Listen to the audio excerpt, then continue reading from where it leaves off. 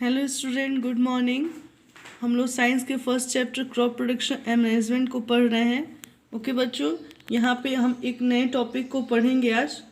Fertilisers are added to the soil by either of the following methods. उर्वरक को मिट्टी में किस प्रकार से मिलाया जाता है और किस तरह से प्लांट्स जो होते हैं उसको उपजाया जाता है, उसके बारे में पढ़ेंगे। तो ये दो तरीके से किया जाता है बच्चों, ठीक है। दो तरीके अपना करके फर्टिलाइजर्स को मिट्टी के अंदर ऐड किया जाता है। फर्स्ट तो यहाँ हम देख रहे हैं ब्रॉडकास्टिंग। ओके, मैं इसको समझाऊंगी कि ब्रॉडकास्टिंग क्या होती है।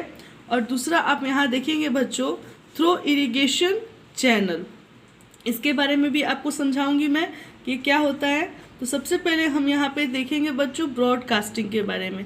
ब्रॉडकास्टिंग का मतलब होता है बच्चों, जो हम बुआई करते हैं उसमें जो भी हम उर्वरक होते हैं उसको छींट करके जो फसलों के लिए डाला जाता है मिट्टी के अंदर, उसी को हम ब्रॉडकास्टिंग कहते हैं। The fertiliser is scattered in the field by hand, यानी हाथों के द्वारा उर्वरक को जब छींटा जाता है फील्ड में, उसी को हम ब्रॉडकास्टिंग कहते हैं। तो एक तरीका है ये फर्टिलाइजर को क्या करने के लिए, ऐड करने के लिए। किस में? तो सॉइल में। और दूसरा मेथड जो है बच्चों, मैं यहाँ पे आपको दिखा रही हूँ। यहाँ देखिए, थ्रू इरिगेशन चैनल। इसमें क्या होता है बच्चों, the fertiliser is kept in the irrigation channel where it gets dissolve in the water and reaches the plant.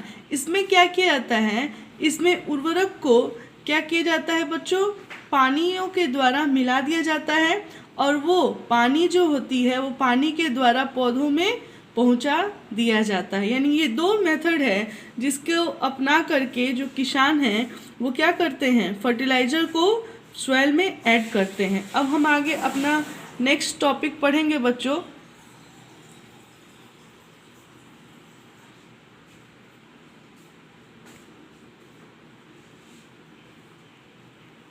यहाँ देखिए, हमारा नेक्स्ट टॉपिक है importance of water in irrigation. Irrigation का मतलब होता है बच्चों सिंचाई, ठीक है। किस प्रकार से सिंचाई की जाती है, यानी प्लांट्स को उगाने के लिए, ग्रो करने के लिए जो इरिगेशन की जाती है वो कितना महत्वपूर्ण है और पानियों में इसका क्या महत्व है, उसके बारे में हम लोग पढ़ेंगे। क्योंकि यहाँ पे जो हमारा टॉपिक है बच्चों, importance of water in irrigation कह रहा है, ठीक है। मैं एक एक लाइन को पढ़ूंगी और फिर आपको एक्सप्लेन करके बताऊंगी। Okay, water is equally important for the plants and for human beings, birds, animals and other creatures. आप जानते हैं बच्चों कि पानी जो है वो सभी के लिए बराबर मायने रखता है, चाहे वो पौधे हो, जानवर हो, पंछी हो, ये सभी के लिए, या प्रकृति की जो भी चीज़ें हैं सबके लिए पानी क्या करती हैं, बहुत ही आवश्यक होती हैं। Plants do not grow and develop properly in absence of water. आप जानते हैं बच्चों कि अगर पानी की कमी हो जाए तो क्या जो प्लांट्स हैं वो डेवलप कर पाएंगे, नहीं कर पाएंगे। यानी पानी की मौजूदगी जब होगी तभी प्लांट्स क्या करेंगे, ग्रो करेंगे। The nutrients dissolve in water pass on the every parts of plant which otherwise is not possible under dry condition. यही देखिए, यहाँ पे एक चीज़ अच्छे से समझ लीजिए बच्चों आप लोग कि न्यूट्रिएंट्स जो भी होते हैं वो पानी के द्वारा ही क्या होते हैं, उसमें डिजॉल्व हो जाते हैं और प्रत्येक पार्ट में, प्लांट के प्रत्येक पार्ट में पहुँच पाते हैं। अगर पानी नहीं रहेगा तो क्या होगा, न्यूट्रिएंट्स जो हैं प्लांट्स के पूरे पार्ट्स में नहीं पहुँच पाएंगे। Water provide protection to crop from both frost and hot air currents. यहाँ पे देखिए, पानी जो है वो क्या करता है बच्चों, अनाजों को सूखने से और गर्म हवाओं से क्या करता है, बचाता है, ठीक है। Regular watering from fields is necessary for a healthy crop. देखिए, रेगुलर वाटरिंग करने से क्या होता है, जो फील्ड्स में जो हम लोग अनाज को यानी प्लांट्स को जो उगाते हैं उससे क्या होता है, एक अच्छे अनाज की उत्पत्ति होती है। Water so provide to crop at different times is called irrigation. और इसी को क्या कहते हैं बच्चों, हम लोग इरिगेशन कहते हैं, यानी सिंचाई कहते हैं, ठीक है। निश्चित अंतराल पर खेत में जल देना ही क्या कहलाता है बच्चों, सिंचाई कहलाता है, ठीक है।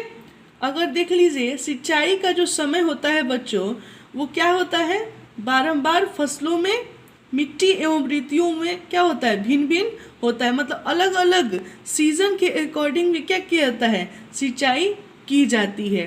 तो यहाँ पे हम पानी वाला पढ़ रहे हैं, water so provided to crops at different times is called irrigation, यानी निश्चित अंतराल पर खेत में जल देना ही क्या कहलाता है, सिंचाई कहलाता है।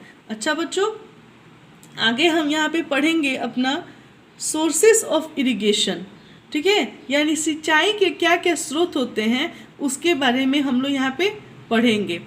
Canals, rivers, ponds, well, tubewells, lakes and dams are the common known sources of irrigation, यानी यहाँ पे हम पढ़ रहे हैं कि सिंचाई के स्रोत क्या क्या होते हैं। सिंचाई तो हम जानते हैं कि पानी के द्वारा होती है, लेकिन इसके स्रोत क्या क्या हैं, किन चीज़ों के द्वारा हम इरिगेशन कर सकते हैं।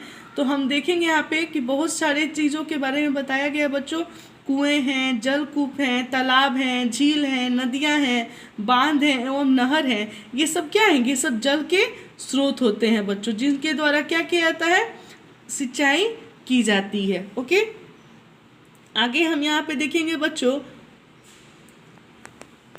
ट्रेडिशनल मेथड ऑफ इरिगेशन, यानी सिंचाई के पारंपरिक जो स्रोत हैं वो कौन कौन से हैं या तरीके कौन कौन से हैं। तो water available in wells, lakes, river is lifted up in, यानी यहाँ पे कह रहा है कि कुओं, झीलों एवं नहरों में उपलब्ध जल को निकाल कर क्या किया जाता है बच्चों, यहाँ पे देखिए lifted in different ways depending upon the region of the field, यानी कुओं, झीलों एवं नहरों में उपलब्ध जलों को निकालकर खेतों तक पहुंचाने के क्या है, अलग अलग तरीके होते हैं। और इन्हीं विभिन्न तरीकों से क्या किया जाता है, अलग अलग क्षेत्रों में पहुंचाया जाता है, यानी अलग अलग तरीकों से अलग अलग क्षेत्रों में क्या किया जाता है, इसको पहुंचाया जाता है।